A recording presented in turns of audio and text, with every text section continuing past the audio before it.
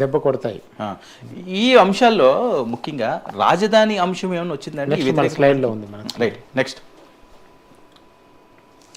Arrest వల్ల చంద్రబాబు మీద సానుభూతి పెరిగింది. ఇది కూడా ఈసారి ఎన్నికల్లో చాలా కీలకంగా ఉండబోతుంది. ఎందుకంటే చంద్రబాబు నాయుడు గారు అరెస్ట్ అవుతుందని కలలో కూడా ఎవరో అనుకుని ఉండరు. ఎందుకంటే ఇన్ని సంవత్సరాలు ముఖ్యమంత్రిగా ఉన్నప్పుడు రాజశేఖర రెడ్డి గారు ఉన్న టైంలో కూడా ఆయన మీద చాలా అభియోగాలు వచ్చినాయి, కానీ ఏ రోజు కూడా అవి నిరూపణ సందర్భాలు లేవు. కానీ ఈసారి అనూహ్యంగా ఏదో చిన్న కేసు పెట్టుకుని ఎటువంటి ఆధారాలు లేని దాని మీద ఆయన స్కిల్ స్కామ్ మీద అరెస్ట్ చేసిన నేపథ్యం, బెయిల్ కూడా రాలేని పరిస్థితి చాలా రోజుల వరకు. ఇది ఎలాంటి ప్రభావం చూపిస్తున్నది? అరెస్ట్ వల్ల చంద్రబాబు మీద సానుభూతి పెరిగిందా?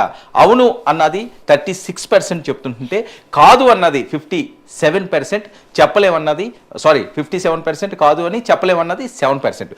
ఏంటి చంద్రబాబు నాయుడు గారు అరెస్టు ఇంతకాలం ఆంధ్రప్రదేశ్ని అధికారంలో ముఖ్యమంత్రి స్థాయిలో ఉన్న ఆయన అరెస్ట్ అయిన అంశం 57% కాదు అంటే ఆ సింపతి లేకపోవడానికి ఏంటండి కారణం? అదే నేను కూడా పర్సనల్ కూడా చాలా ఆశ్చర్యపోయినా జనంతో మాట్లాడుతున్నప్పుడు. బేసిక్గా ఏంటంటే దీనికి ప్రధానమైన కారణం జగన్ వ్యవస్థల్ని ఎలా కంట్రోల్ చేశాడని, టెర్రరైజ్ చేసిండు అక్కడ ఉన్న టీడీపీ క్యాడర్ని. ఇంట్లోంచి బయటకు వచ్చి జెండా పట్టుకునే పరిస్థితి కూడా లేకుండా చేసిండు, ఒక ఫ్లెక్సీ పెట్టుకునే పరిస్థితి లేకుండా చేసిండు, ఒక బ్యానర్ కట్టలేని పరిస్థితి తెచ్చిండు. మీకు లీడర్లు ఎవరైనా బయటకు వస్తే ఎన్ని రోజులు అరెస్ట్ చేస్తారో, ఎన్ని రోజులు జైల్లో పెడతారో అన్న భయానికి కనీసం నిరసన చెప్పడానికి కూడా పార్టీ క్యాడర్ భయపడ్డ పరిస్థితి మనం చూస్తున్నాం. అంటే స్వేచ్ఛగా అరెస్ట్ మీద రోడ్డు మీదకు రావడానికి కూడా మెయిన్ క్యాడరే జంకి ఇంట్లోంచి వీడియోలు చేసి పంపే పరిస్థితికి వచ్చాం మనం. ఓకే, అంటే మీకు ఈవెన్ లోకేష్ కూడా వచ్చి హైదరాబాద్లో కేటీఆర్ పర్మిషన్ అడిగింది, మేము ఇక్కడ ర్యాలీ చేసుకుంటాం. అవును. సో అంత భయాందోళన మధ్య పార్టీని అట్లా సప్రెస్ చేయటం వల్ల జగన్ అందులో సక్సెస్ అయ్యింది రాజకీయంగా. టీడీపీని ఇప్పుడు మీకు ఎక్కడికి పోయినా సరే మాకు జనం చెప్పింది ఏంటంటే, సార్ మీరు ఎవరైనా అడగండి వైసీపీకే ఓటేస్తామని చెప్తారు, కానీ ఎన్నికల టైంకి వేయరు.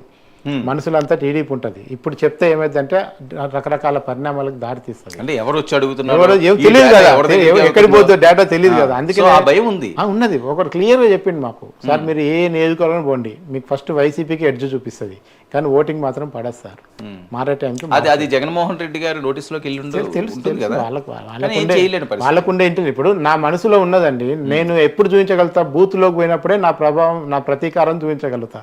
అప్పట్లోపు నేను సైలెంట్ ఉండొచ్చు, న్యూట్రల్ ఉండొచ్చు, ఇంట్లోంచి బయటికి రాకపోవచ్చు, కానీ నా ఓటు హక్కు అయితే నాకు ఉంటుంది కదా. అంటే ఈ 36% కూడా కరుడు కట్టిన తెలుగుదేశం శ్రేణిలా అలా అని చెప్పలేము. అంతే. మనకు మీకు చంద్రబాబుకి ఎట్లాంటి అభిమానం ఉంటుందో మీకు తెలుసు కదా. చంద్రబాబు అన్న టీడీపీ అన్న ఇట్లా కోసుకునే బ్యాచ్ ఖచ్చితంగా ఉంటుంది. అవును. సో మెయిన్ కీలకం ఆంధ్రప్రదేశ్ రాజకీయాల్లో ఈసారి ఓటర్ మూడ్ ఏ రకంగా ఉంటుందో, అభివృద్ధి అనే ప్రధాన అంశంగానే ముందుకు సాగుతున్నది. ఎందుకంటే చంద్రబాబు నాయుడు గారు 2014లో తీసుకున్న నిర్ణయం, అమరావతి ప్రాంతాన్ని రాజధాని చేయాలి అన్నది. ఆయన కొన్ని కోట్లు ఇచ్చారు, అక్కడ కన్స్ట్రక్షన్ స్టార్ట్ చేశారు. కానీ జగన్మోహన్ రెడ్డి గారు ఊహించిన విధంగా అనూహ్యంగా ఆయన అసెంబ్లీలో తీసుకున్న నిర్ణయం 3 రాజధానుల అంశం. అప్పటి నుంచి అది కోర్టులో ఉంది, జరగట్లేదు. కానీ